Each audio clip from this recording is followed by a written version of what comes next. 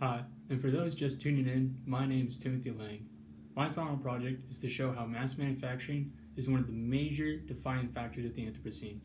For my first object, I chose a picture of Andrew Carnegie, taken from biography.com. Born in 1835, he grew up in Scotland as the son of a handloom weaver.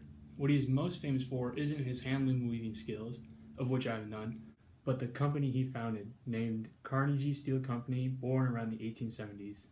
Andrew Carnegie became successful for the sole reason that for every step of the process, he owned exactly what he needed: the raw materials, ships and railroads for transporting the goods, and even coal fields to fuel the steel furnaces. He was a big player in an even bigger game, the mass manufacturing of steel. In 1898, the total amount of iron ore consumed was 22 million tons. Of that amount, around 12 million tons was used for pig iron, also known as iron ingots, that would be the first step towards making steel. While most of the pig iron wasn't mined in Pennsylvania, around 58% of it was turned into steel in Pennsylvania, where Andrew Carnegie owned steel factories.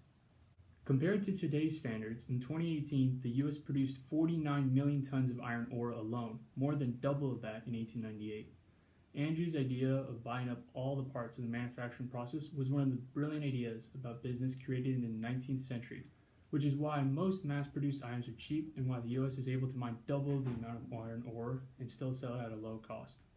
Why did it double in the first place? Think about everyday items: phones, computers, buildings. Steel is used in almost everyday life. It was used in the Voyager spacecraft, in sewer lines all around the world, in water pipelines, in practically every major modern structure built. Mass production is a wonderful thing in many ways, and has changed modern life by allowing massive projects that require a lot of resources to be built. Now let's look at the other end of the spectrum. Where do all of these processed materials go? Well, a portion of the resources go towards building boxes.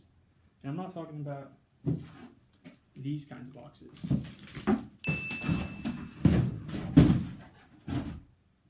When Professor Tange told us to think outside the box, I took that as a literal meaning. Thus, my second object is outside my box.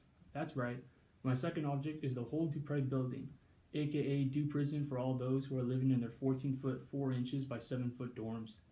This lovely looking centipede is located on the northeast corner of Macalester College, Minnesota. Fun fact, it was built in 1962 and is Macalester's largest residence hall.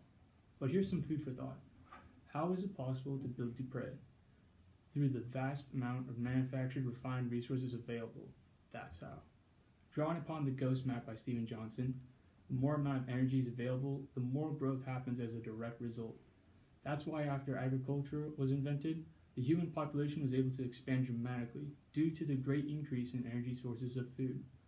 Because of mass production and mining of raw materials into refined goods, buildings were made possible. Shout out to my first object, Andrew Carnegie. Because of his business of producing steel, modern life was made possible with this new source of energy and resources of steel. Buildings such as Dupre were made possible. But drawing upon the bigger picture, what about cities? How were those made possible? Think of cities as just thousands of Dupre stacked together and crammed into a tight space.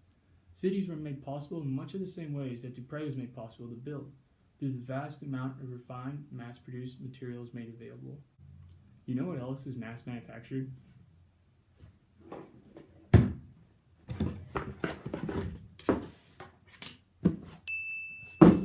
Spoons.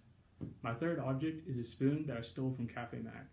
I've been able to outsmart campus safety long enough to include this in my collection. For the spoon, the whole idea is centered around the production and waste of plastic. Plastic is made up of natural, organic materials such as cellulose, coal, natural gas, salt, and crude oil.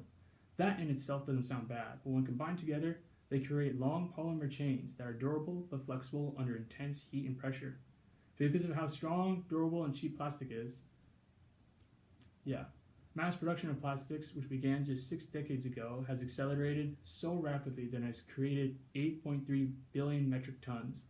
The rapid acceleration of plastic manufacturing, which so far has doubled roughly every 15 years, has outpaced nearly every other man-made material. With such a gigantic quantity produced in such a little amount of time, it's no wonder that 91% of plastic isn't recycled, instead opting to find its way to landfill, but more likely to one of the garbage patches floating in the ocean. To wrap one's head around the sheer mass of plastic that is being wasted, it's predicted that by mid-century the oceans will contain more plastic waste than fish, ton for ton. Plastic production was also made possible in much of the same ways that buildings were made possible. With giant pools of resources in crude oil, coal, and natural gas, the production of plastic was made easier and better, allowing plastic to be produced in such large quantities faster than humans could find ways to get rid of it. That's why only 9% of plastic gets recycled, but so much is still produced. With mass production of raw materials, plastic produce increased in correspondence, which led to huge levels of pollution. That pollution, in turn, led to humans becoming a geological force. When the spoon and the building are put next to each other, in the context of the Anthropocene, some key factors become enlightened. One of these ideas is about permanence, and another is about sustainability. Single-use plastics affect the environment not because of how impermanent its use is, but ironically how permanent it lasts after being discarded. In fact, much of the growth in plastic production has been the increased use of plastic packaging, which accounts for more than 40% of non-fiber plastic. Buildings, on the other hand, are used for far longer than the average plastic spoon. In the end, which one lasts longer? All that plastic in the ocean and everywhere is estimated to take about 400 years to decompose. A building has an average lifespan of 120 years before being deconstructed or obsolete. Plastic spoons, if used during one meal, are used for no more than 25 minutes on average per meal before being discarded. The building, on the other hand, is used for the majority of those 120 years. Half of all steel produced is used in construction, with a decades-long lifespan. Half of all plastic manufactured becomes trash in less than a year. Both use mass-manufactured raw materials to help create themselves, but each have very different stories when it comes to their permanence. The idea of discarding something after using it once is the idea of plastic. The idea of reusing is the idea of the Dupre building, which is a more sustainable option. If humans are going to survive the Anthropocene, one must learn from the Dupre building and understand the negative effects of the plastic spoon. Now, if you'll excuse me, I have to go find a trash can so I can throw this away. But mass manufacturing doesn't have to be this way, however. It doesn't have to be like the spoon or any other small everyday item that gets discarded after being used once. It can be like the Empowered Company. Introducing the Lucy Pro series. It's a portable light and charger that can be inflated to create a lamp and deflated for storage. It's powered by solar energy, so it's green and can be reused multiple times before becoming obsolete or broken. The Lucy Pro series is my personal one that I bought for emergency uses, such as a power outage, and I need light to finish up an English project about 4 objects. The light, when is that ever going to happen? What's more important than the actual product itself is the company that produced the product and what they stand for. Empowered is a certified B Corp. What's a B Corp, you say? Well, I don't know, but after a bit of research, certified B corporations are for-profit companies that use the power of business to build a more inclusive and sustainable economy. There are more than 3,200 B Corps in 150 industries and 71 countries around the world. While scrolling through their website about environmental issues, they say air pollution, deforestation, single-use plastics, hint hint, and ever-increasing natural disasters. Our Earth is facing many challenges right now, from reducing the CO2 emissions to minimizing single-use products, again, hint hint. We aim to make the biggest impact we can in the hope of inspiring others to take action too. Their goal, by making a lasting product, is to reduce the number of products in circulation because the less physical products get bought, the less waste there is overall. No more single-use batteries that get thrown out after being used. No more crummy flashlights that break down. No more portable chargers that require an outside power source to charge. Think about that for a moment. What's so great about this product is that it's self-sustainable up until the day it breaks.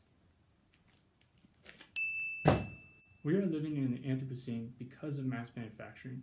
People like Andrew Carnegie in the 20th century were able to mass-produce raw materials and get rich, which prompted other people to follow suit. With this giant new pool of resources and materials, massive infrastructure projects were able to finally come to light. This enabled buildings to be produced like Dupre. As more and more buildings were built, cities were formed and changed the human lifestyle forever. On the smaller end of the spectrum, small everyday items were also made possible to produce in massive quantities for much of the same reasons that buildings were made possible. The problem with small items is that some of them are made with plastic, and the ones made with plastic are sometimes single-use products. This prompts a massive pollution crisis as all of the products, such as spoons, are made, used, and then thrown away. This isn't a sustainable future. A sustainable future is where mass manufacturing helps people while respecting the environment at the same time. We know that this is possible because of companies like Empower, who provide small products that can be used multiple times, that don't contribute to pollution, and are sustainable. From Andrew Carnegie to the Lucy Pro series, the Anthropocene affects all. What's important to remember is, and I'm quoting from Chloe, it doesn't have to be this way. Buildings can be self-sustainable, single-use plastic can be replaced with more permanent items, and people can buy the Lucy Pro series instead of a flashlight, if possible. Mass manufacturing defines the Anthropocene. What we as a species choose to mass manufacture is what will make all the difference.